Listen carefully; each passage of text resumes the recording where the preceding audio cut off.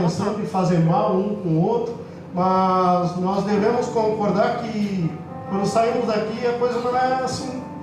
Infelizmente as coisas são diferentes. Quando nós estamos lá no nosso ambiente de trabalho, quando nós estamos respondendo pelos nossos compromissos diários, as coisas não são assim. Nem sempre nós podemos cantar uma canção, nem sempre nós podemos orar, ter liberdade de orar, nem sempre nós podemos chorar, nem sempre nós podemos invocar da mesma maneira que nós temos essa liberdade nesse lugar. Mas enfim, eu quero, através desse versículo, começar o assunto com vocês. Hebreus 12 diz assim: conservemos os nossos olhos fixos em Jesus, pois é por meio dele que a nossa fé começa, e é ele quem aperfeiçoa. Ele não deixou que a cruz fizesse com que ele desistisse. Pelo contrário, por causa da alegria que lhe foi prometida, ele não se importou com a humilhação de morrer na cruz, e agora está sentado ao lado direito no trono de Deus. Primeiramente, eu quero dizer para vocês que a fé se edifica em nós por meio de Jesus. Segundo ponto, Jesus não desiste. Terceiro ponto, há uma promessa de alegria para quem não desiste. Há uma promessa de alegria que se cumprirá para quem não desiste. E na trajetória da vida, nós só não desistiremos se nós ainda mais continuarmos e fortalecer isso nas nossas vidas. Olhar para Jesus. Olhar para Jesus no sentido de observá-lo, no sentido de entender as mesmas angústias. Jesus disse que no mundo tereis aflições, mas tende bom ânimo porque eu venci o mundo. As mesmas tristezas, angústias, tribulações que passamos hoje, Jesus passou por elas. Então nós devemos observar quando estamos sem saída, quando estamos sem iniciativa, sem motivação, sem ideia do que faremos. Olhemos para Jesus. Olhemos para Jesus, que nós vamos encontrar essa luz, essa orientação, essa direção. Amados, o que a vida nos apresenta todos os dias, a vida exige de nós decisões imediatas às vezes. A vida diariamente exige de nós ações e reações, e dependendo dessas ações e reações, nós estamos vulneráveis às consequências dela.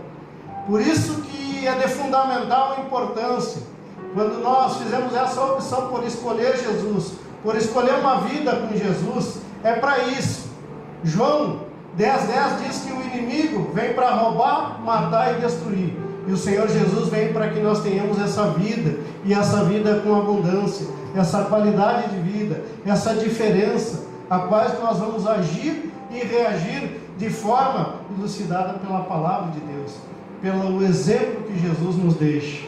Amém? Quero ler com vocês também 1 Coríntios 2:9. Por favor, me acompanhe aí na Bíblia. 1 Coríntios 2:9.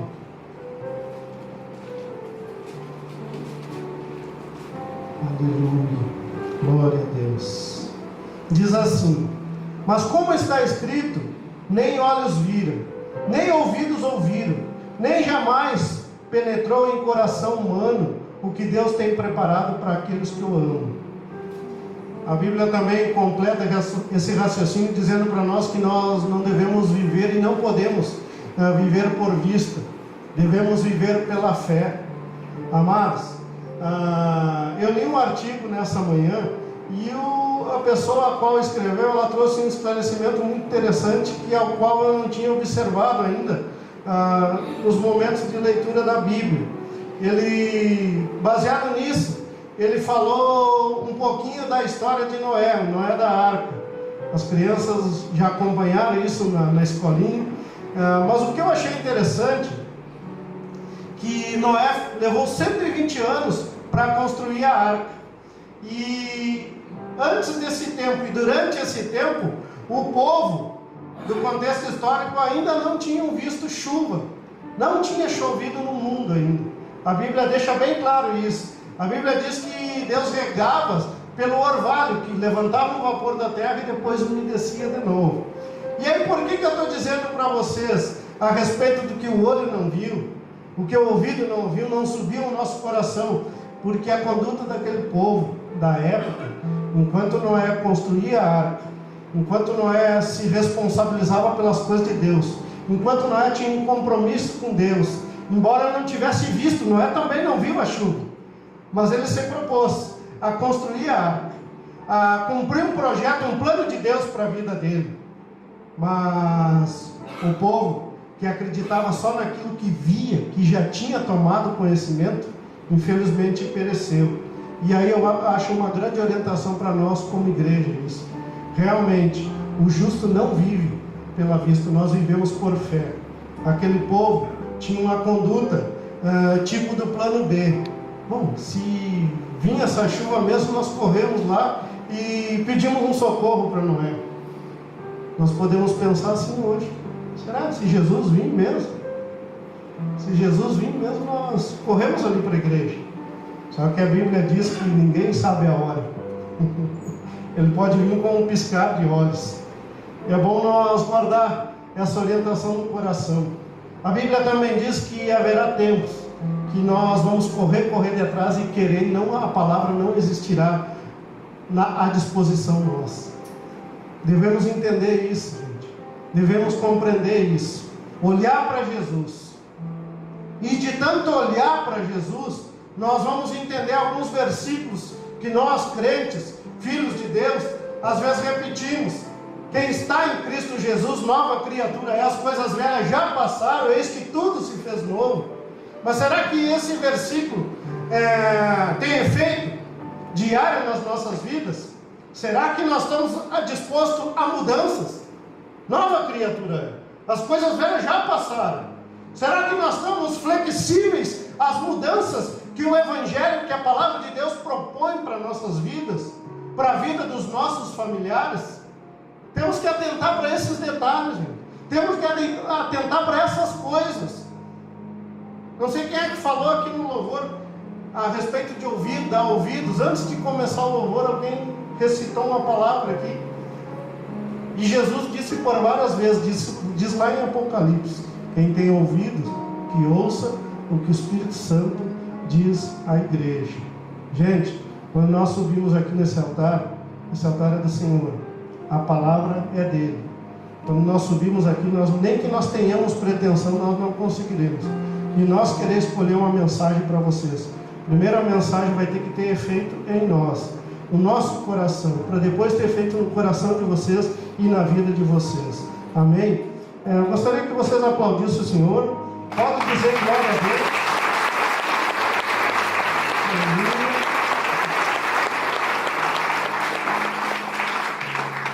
Outra observação que tem sobre essa ideia da construção da arca é o viver do Evangelho. Nós que vivemos no Evangelho, nós estamos construindo a arca da salvação. Aos poucos nós estamos construindo a arca da salvação. 120 anos é uma vida inteira. Muitos de nós, quem sabe, vai viver 70 anos, 80, 90, 100, que assim Deus queira. Mas esse período fala de uma vida inteira. E esse é o papel nosso. Nós que alcançamos esse aconchego, essa reconciliação em Deus, nós devemos construir arcas. Arca para a nossa família, arca para os nossos amigos, arca para os nossos colegas de trabalho, arca para essa cidade, arca para aquilo que Deus quer salvar. A Bíblia diz que o desejo de Deus é que todo homem se salve. Amados, há uma responsabilidade. Quando nós olhamos para Jesus, somos edificados, e aí Jesus passa a fazer parte, passa a ter influência na nossa vida. Vamos ler mais adiante aqui, 2 Coríntios 5, por favor, também me acompanhe aí. Quando nós começamos a olhar dessa maneira para Jesus, nós temos um esclarecimento ainda mais consistente do que é o Evangelho para nós, do que é o Evangelho através de Jesus. Eu digo para vocês, gente, que o Evangelho só existe, só é anunciado? Porque eu e vocês existimos. Senão não teria necessidade de evangelho. A Bíblia diz que Deus amou o mundo de tal maneira que entregou o seu Filho unigênito por amor de nós. A Bíblia, o conteúdo da Bíblia, só se faz necessário porque Deus quer promover vida em nós. Deus quer promover restauração em nós. As mesmas coisas que aconteceram aqui podem acontecer aqui, e ainda com muito mais poder, com muito mais graça de Deus. Por isso que nós devemos crescer em conhecer Jesus. Vamos lá para a palavra. Portanto, se alguém está em Cristo, nova criação. As coisas antigas já passaram, eis que surgiram novas coisas. Tudo isso provém de Deus, que nos reconciliou consigo mesmo por meio de Cristo e nos deu o ministério de reconciliação. Ou seja, que Deus em Cristo estava reconciliando consigo o mundo, não levando em conta o pecado dos homens, e nos confiou a mensagem da reconciliação. Pode dizer comigo reconciliação? Repita, por favor. Não precisa procurar, e eu vou ler com vocês Gálatas 2:20. Logo, já não sou eu quem vive, mas Cristo vive em mim. E esse viver que agora tenho na carne, vivo pela fé no Filho de Deus, que me amou e assim mesmo se entregou por mim. Viver em Cristo, estar em Cristo. Muitas vezes, alguns de nós se enganam. Estar dentro da igreja, ter um cargo na igreja, ter uma função, ser pastor, ser diácono, ser professor na escolinha, ter uma função. Eu já estou em Cristo. Estar em Cristo é como o apóstolo Paulo disse: não vivo mais eu, mas Cristo vive em mim. É Cristo estar em nós, é Cristo ter liberdade em nós, é Cristo ser soberano nas nossas escolhas, nas nossas ações e reações. Estar em Cristo é isso, gente. Estar em Cristo é uma busca. Estar em Cristo é uma conquista. Por que nós reunimos nesse lugar para orar, para bendizer, para louvar? Para que cada vez mais Jesus tenha essa liberdade em nós. Que nós saímos daqui a cada dia que nos encontramos para cultuar a Deus com um beliscão na consciência. Para nós nos autoavaliar, nos autoanalisar. O que eu estou fazendo? O que agrada, o que não agrada a Deus? O que eu posso ajudar a Deus no sentido de ser igreja, de compartilhar com os irmãos e com a igreja? Gente, isso é de fundamental importância, para que a igreja se estabeleça, para que a igreja cresça como evangelho, não só aqui nesse lugar, não só no Camobi, mas na Santa Maria como um todo. Nós precisamos disso, gente. Nós precisamos entender o caráter, a personalidade de Cristo. Precisamos compreender isso a cada dia. E isso vai ser uma busca eterna.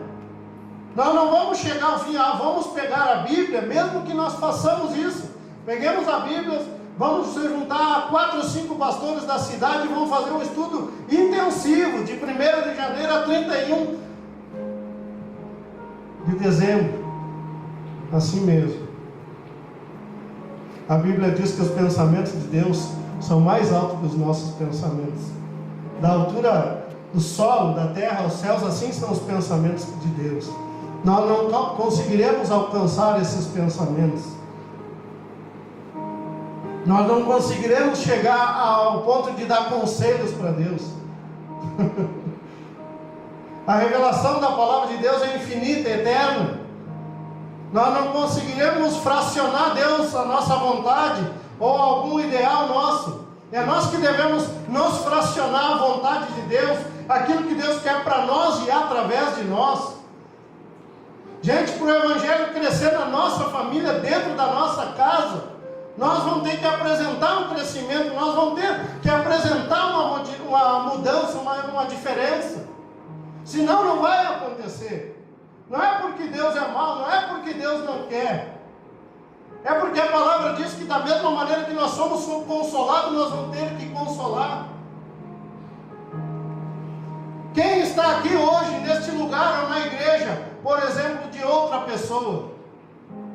Quantos igual a eu hoje? Eu estou aqui porque alguém me apresentou um evangelho verdadeiro. Alguém viveu na minha presença um evangelho verdadeiro. Chamou minha atenção para Jesus. Alguém olhou diferente para Jesus e chamou a minha atenção para olhar diferente para Jesus. Por isso eu estou aqui. Por isso o meu desejo é estar aqui, continuar aqui. Quando eu falo aqui, não estou falando do lugar, estou falando daqui como posição de evangelho genuíno, de palavra que convence do erro, da falha. Isso para todos nós, de palavra que alimenta. Não foi em vão que Jesus disse para o próprio inimigo das nossas almas: não só de pão viverá o homem, mas de toda a palavra que sai da boca de Deus. É a palavra que vai nutrir o nosso ser espiritual, é a Bíblia, é a palavra, gente. Nós não vamos conseguir avançar.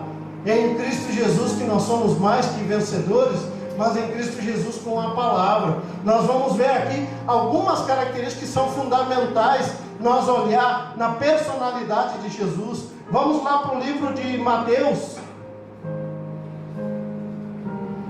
Jesus, como filho de Deus, poderia não se preocupar com essas coisas. Eu sou filho do Pai, eu estava sentado à direita de Deus, eu tinha toda a honra, toda a glória. Por que eu vou me preocupar em subir para o monte? Por que eu vou me preocupar em saber da Bíblia? Jesus poderia ter essa conduta, como teve lá aquele povo, os vizinhos de Noé. Não, eu sou filho de Deus, eu não preciso me preocupar com nada. Olha lá Mateus 4, do 5 ao 7. Então o diabo o levou à cidade santa, colocou-o na parte mais alta do templo e lhe disse: se és filho de Deus, joga-te daqui para baixo, pois está vida. Jesus não é o Senhor das nossas escolhas. Esse homem disse para Jesus: eu também tenho autoridade, eu mando meu servo, ele vai, eu mando ele vem, e eu sei que tu tem autoridade. Eu sei que há autoridade na tua palavra, basta uma palavra. Outra coisa que nós aprendemos aí: Jesus é simplesmente explicável.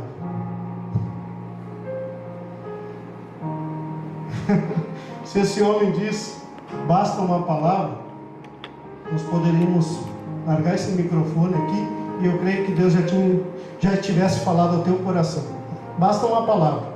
Não precisa um pastor estar discursando mais aqui para Deus operar na tua vida. Se tu reconhecer cada vez mais Senhor Jesus como Senhor da tua vida, a palavra dele vai ter efeito. Só uma palavra vai ter efeito. Quando eu falei no começo que Jesus não desiste, geneticamente Jesus tem para transferir isso para nós, essa resistência, essa perseverança. Quem aqui igual eu já começou algumas coisas e ficou pela metade? Nós somos seres humanos, gente. Por isso que Jesus veio, por isso que ele morreu na cruz, para que a limitação humana conseguisse buscar essa força para transcender, para avançar, para conquistar, para vencer. Por isso que nós devemos olhar para Jesus. Porque às vezes nós olhamos tanto para o amigo, para o esposo, para o pastor, e ele é humano que nem nós, e ele falha, e aí a nossa fé esmurece. Mas quando nós olhamos para Jesus, é diferente, é muito diferente, é muito diferente, é demais. Amados, Jesus deixa claro também que a palavra de Deus é para libertar e conscientizar. A palavra de Deus, quando nós conseguimos guardar ela no nosso coração, na nossa mente, quando nós soubemos inúmeros, ou quase toda a Bíblia, não é para nos emancipar, ou para para nos dar condição de vivermos da maneira que bem entendemos. Não. É para nós nos adequar à vontade. Jesus tinha toda essa autoridade. Poderia viver da maneira que quisesse e entendesse. Mas o que Jesus diz? Mesmo na limitação, no auge da limitação humana, momentos antes da cruz, no jardim, o que ele diz? Senhor, se possível, ó meu Pai, se possível, afasta de mim esse cálice. Ó Deus, dá um apoio aí. Se possível, maneira um pouquinho, não força muito. Mas aí o que ele diz? Senhor, para o bem meu e de todos, que seja feita a tua vontade, não a minha vontade. Acho que a Jerônimo que orou um dia, não sei se ela escutou de outro lugar, a palavra que diz, né, que em todas as coisas o Senhor colabora para o bem daqueles que o amam. E aí fica bem claro, né, que Deus colabora para o nosso bem, não para a nossa vontade. Às vezes nós guerreamos um pouquinho de maneira santa com Deus, em oração, mas como isso? Não pode isso. Não, isso não está certo.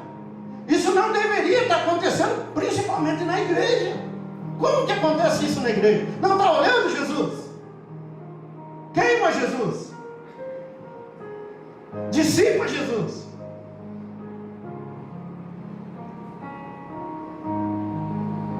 Se fosse por isso, todos nós, não teríamos acesso à graça, que é favor não merecido. Eu e você não merecíamos. Eu e você não merecíamos. Mas Jesus nos amou primeiro. Jesus nos escolheu primeiro. Jesus teve essa iniciativa de amor por nós. Por isso, por que olhar e para que olhar para Jesus? Para isso, gente. Para que a palavra de Jesus, para que o Evangelho, para que o projeto de Deus tenha efeito nas nossas vidas. Olha o que diz Jeremias, não precisa procurar, olha o que diz Jeremias 17:9, diz assim: porque diz, porque enganoso é o coração, mais do que todas as coisas, e desesperadamente corrupto. Quem o conhecerá? Provérbios 16:10. O coração do homem pode fazer planos, mas a resposta certa dos lábios vem do Senhor. Agora eu quero que você abra a sua Bíblia para ler um versículo aí. Amém. Até aqui nós falamos sobre essa identidade, essa personalidade forte e poderosa que tem em Jesus. Eu quero trazer mais uma particularidade da personalidade de Jesus. João capítulo 11, livro de João capítulo 11, João 11. Todos acharam João 11? Vamos lá para o versículo 35.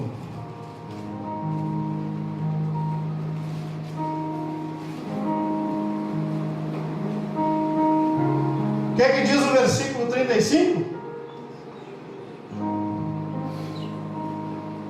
Jesus chorou.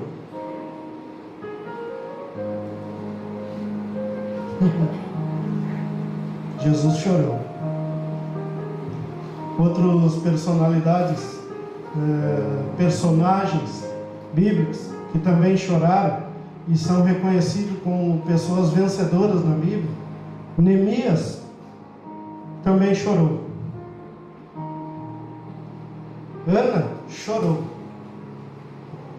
Neemias, Jesus. Jesus é um amigo que chora, é um amigo que é parceiro para chorar e para se alegrar. O que falta para nós às vezes, gente, nós bolamos tantas coisas para que Deus abençoe os outros ou alguma situação e esquecemos de chorar.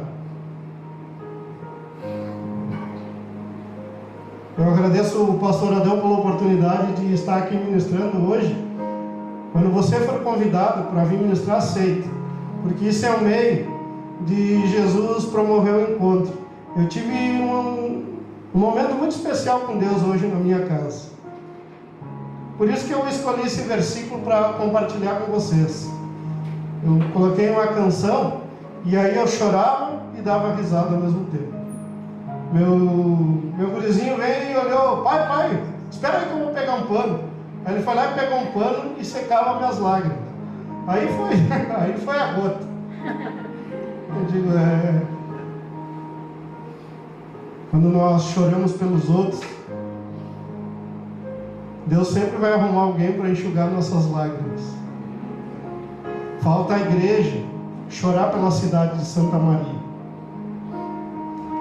Falta a igreja chorar pela cidade de Santa Maria. Falta a mulher chorar pelos maridos. Falta marido chorar pelas esposas. Falta a mãe chorar por filho. Chorar não de nós incentivar o sofrimento, mas a quebrantar o coração diante de Deus. A Bíblia diz que Deus não resiste a um coração quebrantado e contrito. Eu estou falando desse choro. Chora pelo teu esposo, chora pelo filho, chora pelo pai. Choremos pela cidade de Santa Maria. E Deus não vai fazer o que tem que fazer. Choremos, gente. E aí eu chorava, quando eu entendi isso, eu me alegrava. Deus, obrigado por esse ensinamento. Obrigado por essa orientação. Vou chorar mais. Vou chorar mais. Vou me aquebrantar mais. E Deus vai fazer as coisas que tem que fazer. E Jesus chorou. Jesus chorou pelo amigo. Jesus disse que Ele não nos chama mais de servo, Ele nos chama de amigo. Será que Jesus não chora pelas nossas angústias e tristezas? Se Ele não chora, Ele deixou bem claro. E o Espírito Santo geme os gemidos inexprimíveis. Tem alguém que chora por nós. Tem alguém que chora pelas nossas angústias. Choremos um pelos outros. Choremos. Ultimamente, tenho me alegrado muito, mas infelizmente presencio algumas situações que me levam a chorar. Neemias chorou e os muros de Jerusalém foram restituídos. Vamos chorar. E o Evangelho cada vez mais vai ser restituído na cidade de Santa Maria, em nome de Jesus. Quanto mais nós chorar por essa cidade, quanto mais nós chorar para que Deus venha, derrame da sua glória, da sua graça, da sua misericórdia, conserte, ajuste. Não que Deus venha com mal sobre ninguém, mas que venha com um arrependimento, com orientação, com esse discernimento ao qual nós precisamos todos. Amém, gente? Quanto mais, então, eu estou falando das características, da personalidade de Jesus. Jesus é um Jesus que sabe quem Ele é, sabe qual é a missão dele, sabe quem é Deus, não decepciona Deus, está firme nos seus propósitos, e isso Ele tem para passar para nós, e isso Ele vai passar para nós, à medida que nós formos nos abrindo cada vez mais. Amém, gente? Vamos lá no livro de João 4, para nós encerrar, estamos concluindo, tá? João 4:34. João 4:34. Depois eu vou ler mais alguns versículos, não precisa você procurar. Jesus é o Jesus da empatia, então Ele se coloca, sabe se colocar no lugar do outro. Isso é faltoso às vezes entre nós. Nós imediatamente nos colocamos sobre a nossa necessidade, sobre o que nós queremos, sobre o que nós precisamos. Jesus chorou porque havia tristeza naquele lugar. Ele se compadeceu, se colocou no lugar das outras pessoas. E olha aqui outra característica marcante de Jesus. Disse Jesus, João 4:34: a minha comida é fazer a vontade daquele que me enviou a concluir a sua obra. Não preciso abrir João 12:24. Digo-lhes verdadeiramente que se o grão de trigo não cair na terra, não morrer, continuará ele só, mas se morrer dará muito fruto. Jesus é um Jesus de prioridade, de comprometimento. Gente, Para nós que servimos a Deus, que queremos agradar a Deus, uma das prioridades é a nossa casa, é a nossa família, nossa esposa, nossos filhos. Se tem alguma coisa que eu e você temos como missão, como compromisso perante Deus, é cuidar da nossa casa, é cuidar da nossa família. Que a Bíblia diz que quem não cuida dos seus é pior que o infiel. Que quem não consegue cuidar da sua casa, não vai conseguir cuidar da igreja. Prioridade é nós cuidarmos do nosso lar, da nossa casa. Cada vez mais eu fico firmado nisso. Cada vez mais eu fico firmado. Me perdoe de antemão já a igreja, pastor Adão, algum outro pastor colega, se algum dia eu recusar um convite para me ficar junto com a minha família. Vou fazer isso sem peso na consciência, sem peso no coração, totalmente aberto a Deus, para Deus chegar e dizer: não, hoje não, filho, hoje tu pode deixar tua mulher, teus filhos, que eu cuido dele e vai fazer a minha obra. Daí eu vou, não tem problema. Mas a minha iniciativa é sempre estar junto. Não sou galinha, mas vou estar com eles debaixo das minhas asas.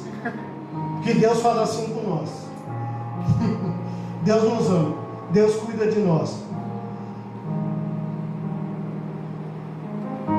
1 João 4,4: filhinhos, vocês são de Deus e os venceram, porque aquele que está em vocês é maior do que aquele que está no mundo. Quem está em nós nos fortalece. Quanto mais nós permitirmos Jesus estar em nós, mais nós estaremos fortes. Em Cristo Jesus nós venceremos daí. Vamos vencer qualquer situação. Vamos vencer, gente. Vamos prevalecer. Amém? Eu quero que vocês se coloquem de pé. Eu quero orar com os irmãos. Eu não sei cantar, mas se alguém depois quiser escutar essa canção em casa, eu vou ler parte dela aqui. Foi a canção que eu escutei pelo meio-dia, que eu tirei um tempo de oração com Deus, e foi essa canção que renovou esse entendimento no meu coração. A canção diz assim: contigo eu sei que posso suportar, Senhor. Pode passar, turma, fique à vontade, pessoal do louvor. Contigo eu sei que eu posso suportar, Senhor, pois teu poder se aperfeiçoa na minha fraqueza, Deus. As dores do mundo já posso suportar, as guerras e aflições já posso suportar. Pela força que em mim está, já posso suportar. Maior dos espíritos habita em mim, e eu sou a casa que ele escolheu para morar. Já posso suportar.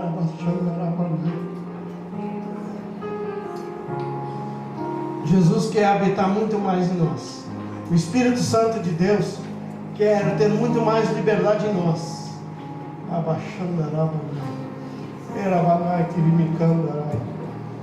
Eu gostaria que vocês dessem um passo à frente e viessem aqui à frente do altar, para nós orarmos sobre isso que nós conversamos.